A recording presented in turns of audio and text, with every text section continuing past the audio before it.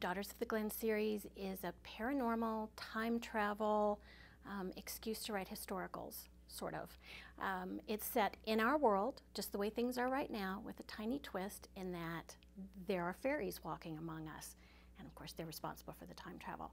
So you get the best of both worlds. I get to do a little romantic suspense, I get to do a little contemporary, and then I get to do a lot of Scottish medieval Highlands historical. Book 6 was the last one released, and that's A Highlander's Homecoming. That came out in February, and that particular book is one of my favorites because it allowed me to go back and pick up a character from the very first book and continue his story. So it's Robbie's story, and so it's very special to me to actually give him his own happy ever after.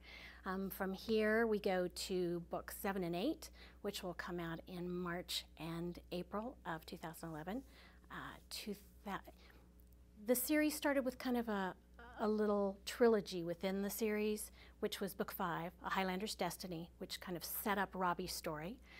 Robbie's story in A Highlander's Homecoming, he takes someone from the present back to the past to hide them so they'll be safe. And then book 7 is Leah's story, the young woman who gets taken back into the past. So book 7 finishes up the story for her so everybody knows what happens to her. That one will be out in March. And then in April, we have Colin's story, which will be Curse of the Highlander. I think they would love this series because I don't think it's real easy to categorize it or to pinpoint what it is. It follows this family, and so within every book, there's a resolution for the hero and heroine of that book. But the family story, the saga continues, and other people are brought into it. So one of them might be a contemporary where you've got people on the run trying to outwit the bad fairies who are out there.